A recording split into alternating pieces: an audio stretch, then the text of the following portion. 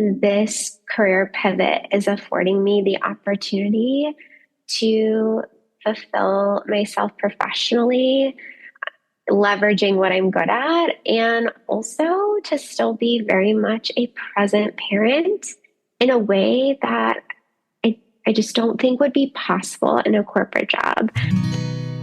Hey there, and welcome to the Career Flipper Podcast, your official permission slip to believe that if someone else can flip their careers, well, you can too. I'm Jenny Dempsey, your host, fellow career flipper, and personal cheerleader for figuring it the heck out. I'm also that girl dragging sad curbside furniture home, singing to it like a weirdo, and giving it a second chance at life. You can catch the furniture flips over on Instagram and TikTok at San Diego Furniture Flipper. It's a little unhinged, but in the best way. This podcast, though, was born after I got laid off from my tech job and spiraled into a full-blown what am I even doing with my life mode. I was firing off resumes like confetti, collecting rejections and ghostings until one day I found a junky coffee table in my friend's basement, and honestly, I felt like how it looked. I didn't have a plan. I didn't know how to use power tools, and I definitely didn't know the difference between oil and water-based wood stain, as simple as that probably sounds, but I got curious. I started asking questions, and I flipped that coffee table. And somewhere between sanding and sealing, I realized I wasn't just giving that furniture a second chance, I was giving myself one too. Now, this show is my love letter to reinvention. Each week I sit down with people from around the world who flipped their careers, their lives, or their mindsets, sometimes on purpose and sometimes by total accident, and they're here to share the real story behind the flip. So if you're craving a career change, a mindset reset, or just a flicker of hope that your next chapter is out there waiting, this is your sign. Hit follow, subscribe, stay tuned for episodes every week, and let's start flipping. And this week on the Career Flipper, we are talking career pivots, motherhood shifts, and building a life that actually feels like yours.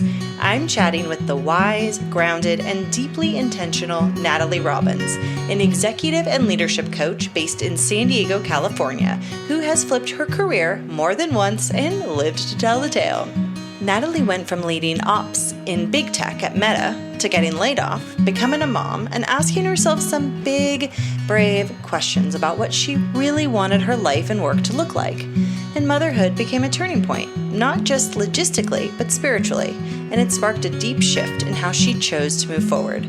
She got honest, got intentional, and got to work building a coaching business that empowers others to do the same. And we'll talk about the real stuff, like what it's like to start over when you have a tiny human depending on you, how to build a business from scratch, and why asking better questions can unlock everything. Natalie shares how community, self-reflection, and practical planning helped her create a coaching practice that's rooted in authenticity and empowerment. If you're feeling pulled in a new direction, even if you don't know where it's going to lead, Natalie's story is a beautiful reminder that you're not alone and you're not behind. You're just getting started. Let's get into the episode with Natalie now. You know what I think is so funny about the podcast is that while people listen to it from all over the world, sometimes I forget that people are listening to it right in the same town that I live in, San Diego, California. And Natalie, that's how you found the podcast and then reached out to me. And I'm like, wait, we're neighbors. That's so funny. My gosh, welcome to the Career Flipper. This is so cool to have you here. Tell us, everyone, a little bit about you and what you do at this point in your career. Yes, well, Jenny, thank you so much for having me. I'm so excited to be here.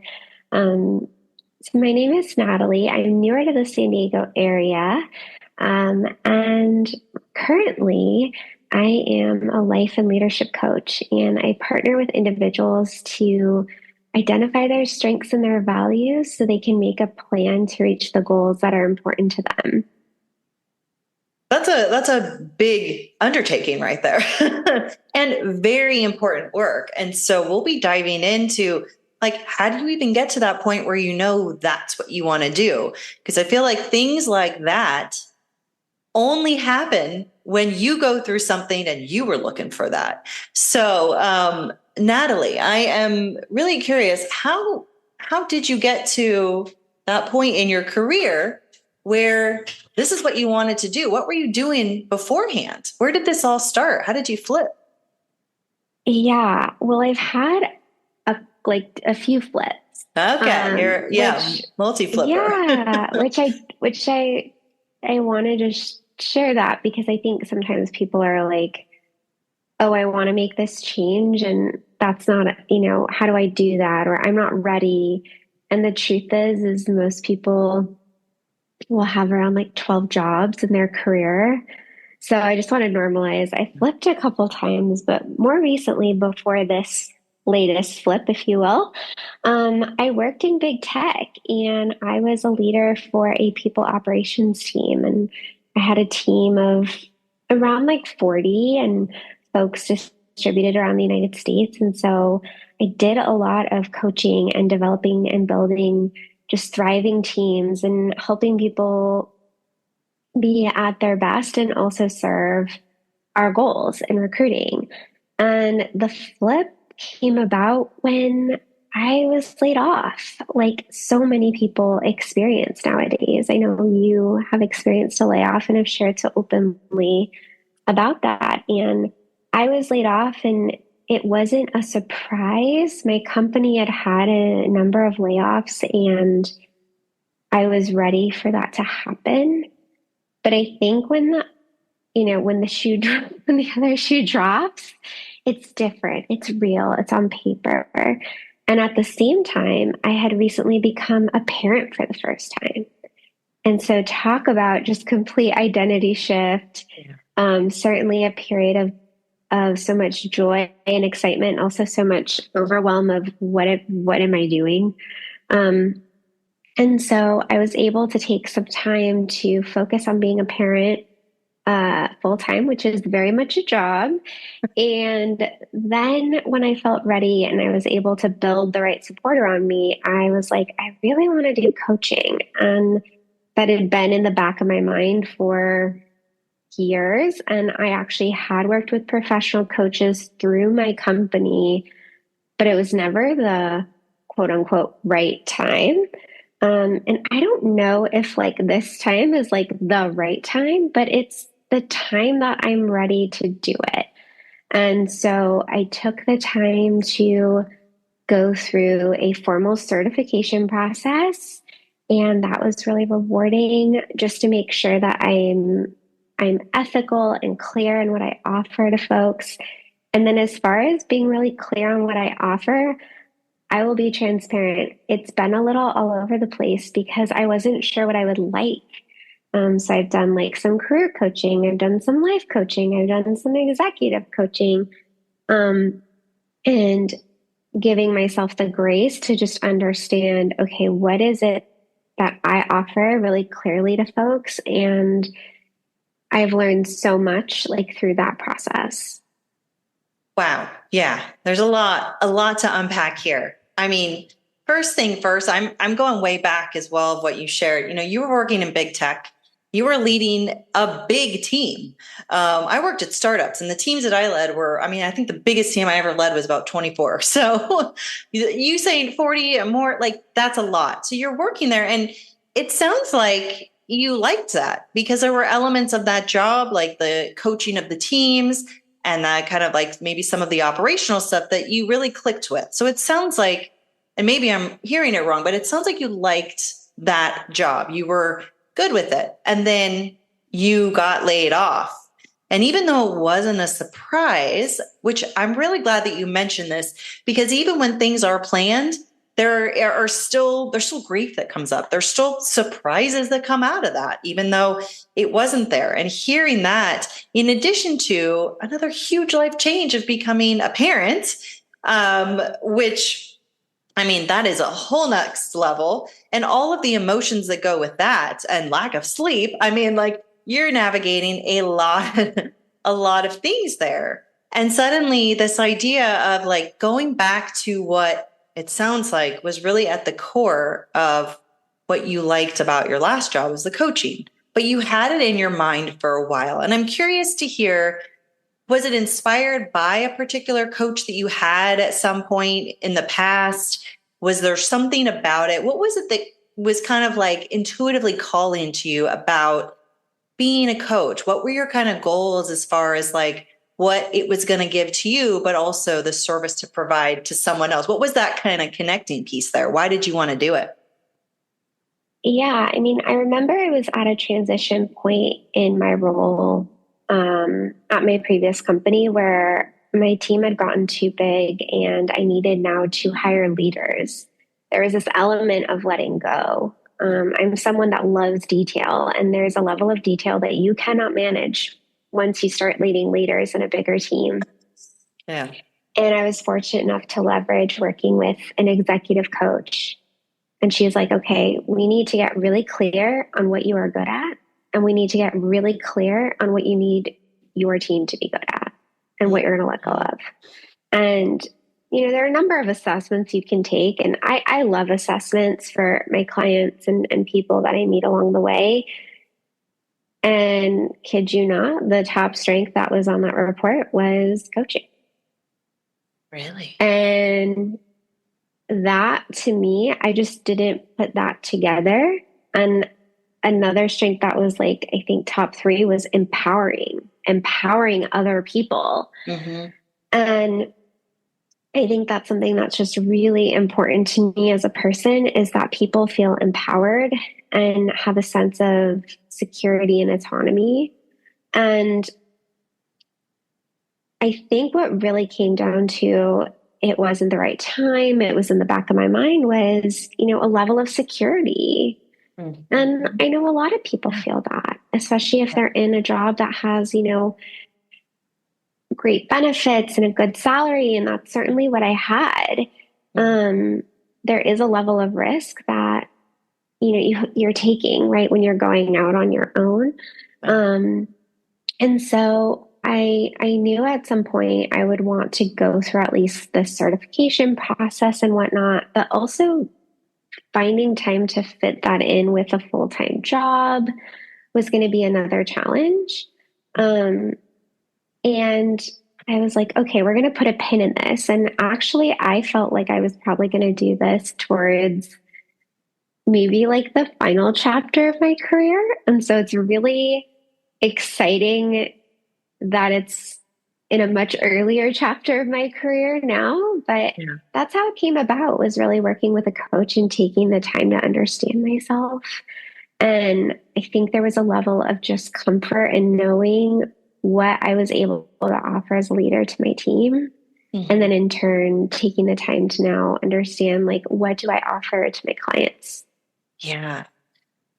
I love that. That was sparked by your own kind of work on yourself and how that opened your eyes to what you were doing for others, for your team, and what your team needed to succeed at that company, but also as just humans. And I'm super curious, and this is a random question, but it pops in my mind because, when we talk about the word empowerment, I feel like that's not necessarily something that always comes easy to people. Sometimes we either have to see someone else maybe living that.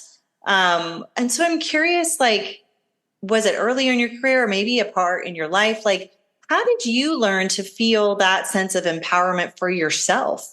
What kept you motivated in those early days? And even now, like, how does that show up for you? What does it mean to be empowered for yourself? Yeah, it's a great question. So instantly, I think of a story from my childhood. I remember I was in the first grade learning to read, and I really struggled to read. And good or bad, the teachers put us in groups by reading level. So you're immediately identified of like who is the best and who's not doing as well. And I was put in one of the lower groups, and I was so frustrated and just didn't feel good about myself, of course, in that moment. And I remember I was talking with my grandmother, and I told her that happened at school. And she asked me a simple question. She said, what would you like to do about it? How can I support you? And so you better believe, Jenny, I was reading anything and everything to her all the time and reading out loud all the time and finding new books and pouring myself into the skill I so wanted to be good at. And then within a few short months, I was like in that group and had this level of confidence. But it took someone asking me that question, like, what would you like to do? Right. Mm. And like, how can I support you? And those are the questions that I ask my clients time and time again. I think in my career, where it really came out too was early in my career was in retail management. I did a program through Macy's coming out of college. One of the best and hardest jobs I've ever had. And they used to have this saying where it was like, you are empowered. And really what that was about is, as a sales associate, don't need to always call a manager, right? Like, you can make things a good experience for the customer. We trust you. And I think for me, in my leadership career in retail and in tech, there was always this level of trust that I wanted to have with my team. Like, certainly newer folks on board, earn your stripes, all of that, but really making sure that people know that when they were working with me, that like I trusted them. Yeah. And so that's really where that came from. I think today where that empowerment comes from is, it's been honestly like this new learning experience. And I'm sure you've experienced this as you've navigated the podcast in your business, is like, oh, this is now completely wide open. So that can feel very overwhelming. Mm-hmm. And it's also very empowering, right? Because it's like, oh, if I want to charge X for my services, I can. If I want to, change who I'm serving, I can. And so for me, even now in this point of my career, and this new journey I'm on as a business owner, it's still requiring me to be vulnerable and ask for help and learn from others. And that requires like a level of trust and a level of vulnerability. Yeah. Oh, yeah. That's an incredible story, first of all, with your grandma and reading, and just it highlights how important it is to, like you said, ask for help or be asked the question, and then to have the support and the help that you need to be able to work and make the change. But you do have to take ownership of it. There is that level of that. And I think that's such a good call out of like, we can ask for help, we cannot ask for help, or people can ask us if we want their help.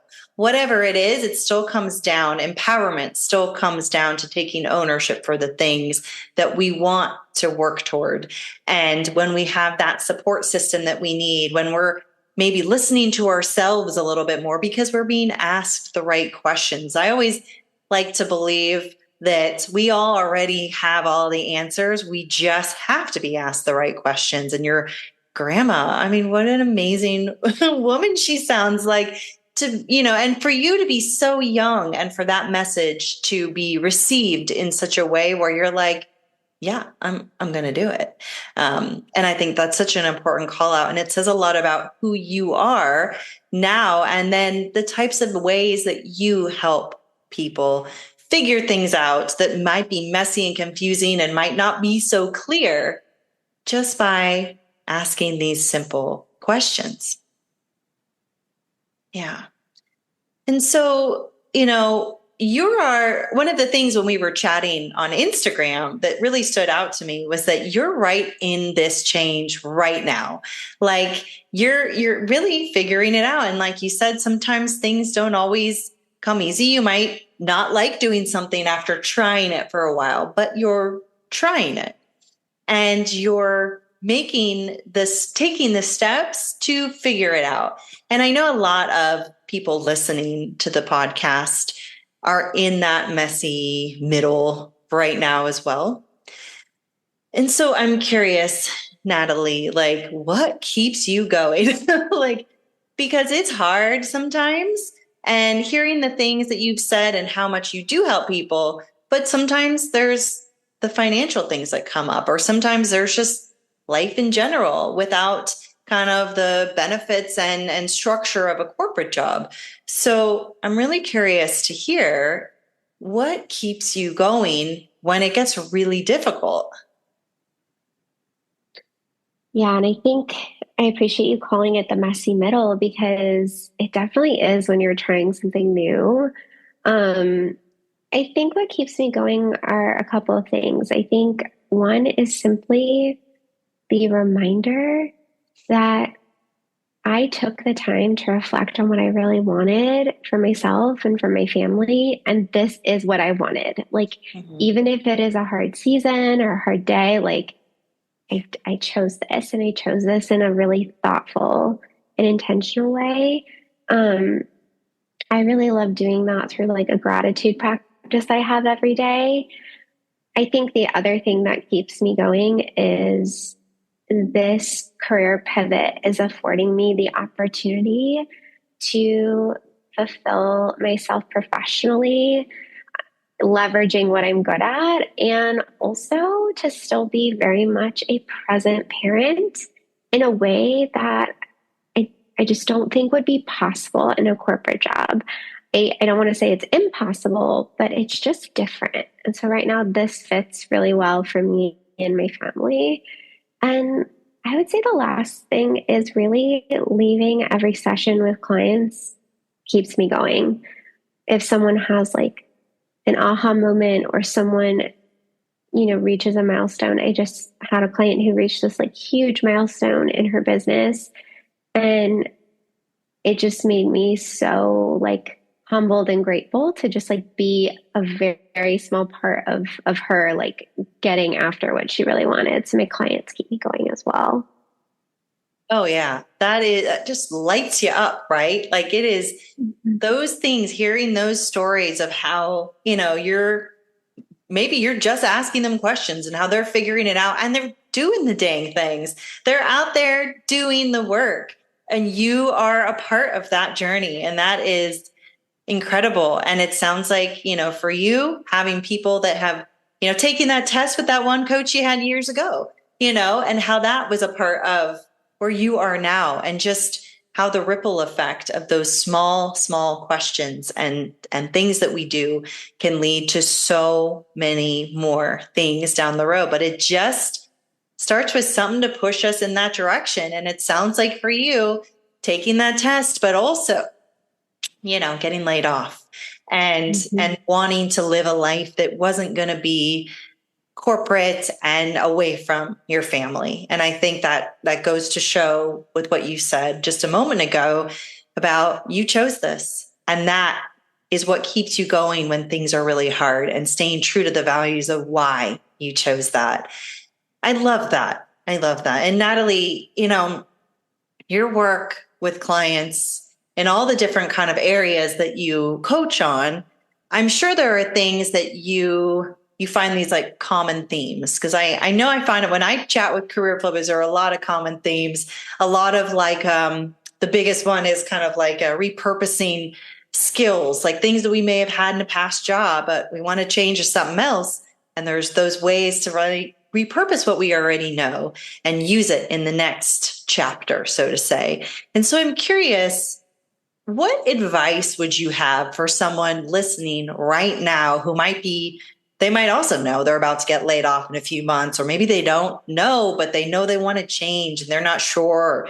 They want to be home with their kids more, but they also still want to work and not give up that that career minded sense of self. What is some advice that you have found helpful for giving to your clients that you'd be open to sharing with our listeners right now? Yeah, well, I would say the first thing that's really important is taking some time to get things out of your head and onto paper. It can be really overwhelming when you're thinking about all these what ifs, I should, I want, I thought. The stories we tell ourselves sometimes are just Yeah. really messy and often not totally true. Yeah. So the first thing I would suggest is for people to take some time to reflect. What are the things that you really enjoy? What are the things that you're good at, and do those align? Mm-hmm. If you're currently in the workforce, what are the elements of your job that you love? If you could describe like your perfect work day or just day total, like what does it include? And what are things that you just don't want to have as a part of your work or life? The second thing I would advise is like get really practical. I think it's great to dream, but make sure your dreams are anchored. So financially, what do you need to do for yourself or your family? What are the resources and levers you can pull? You know, if you're wanting to start a business, are there free resources, grants? You know, there's so many great tools out there. And the last thing I would say is build community around what you want. I have never been a business owner. I never thought I would be a business owner. And so for me, finding other entrepreneurs to connect with has been just so helpful and reassuring. So find those spaces where you feel safe to like ask questions and learn. And frankly, just know that the idea that you have, that next step you want to take, isn't, you know, it's not crazy or outlandish. Like other people most likely have been on a similar journey.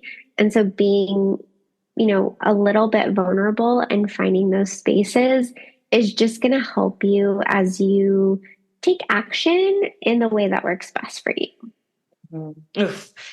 Well, I love that your advice started out with the asking of questions. I love that. I feel like that is so actionable. Everyone listening, hopefully, will jot those down and you know, journal on them, reflect on them later. I think that that is an important place to start because sometimes the best advice is the things we already know inside. And you know, hearing the community building part, I love that you brought this up. I mean, simply for the fact that like that is partly how we met. You slid into my DMs. I mean, and that's like I find myself doing that all the time. In fact, that's how a lot of people end up being guests on the show because I'm like, hi, it's me. I have this little show. And so I think that if we can get comfortable with being curious and not feeling so weird about talking to others who might be doing something similar to what we want to do. God, I mean, the worst I could say is no. I mean, that's it. And then, you know, we move on. But most of the time, people say yes and people want to help.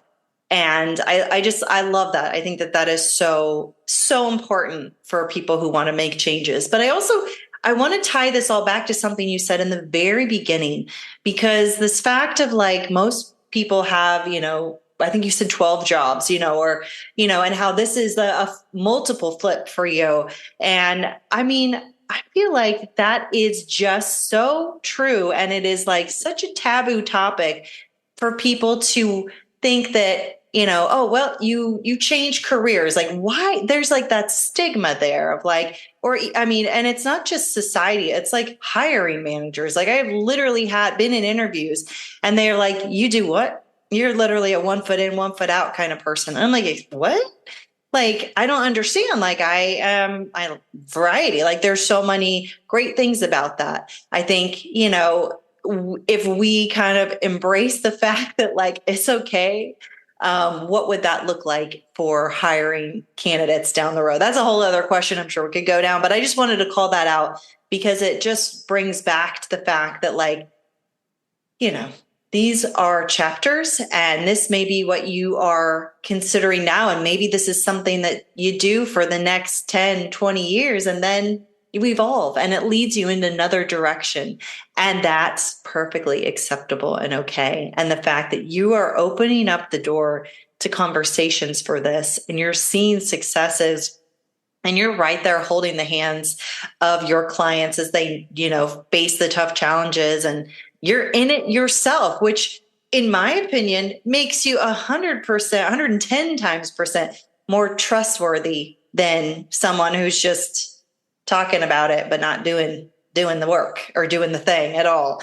No offense to anybody else, but that's just how I see it. And so, Natalie, there are so many great things that you're offering to help people as you're also going through your own career change and, talking about community building and connecting and how people can just slide into your DMs and ask questions.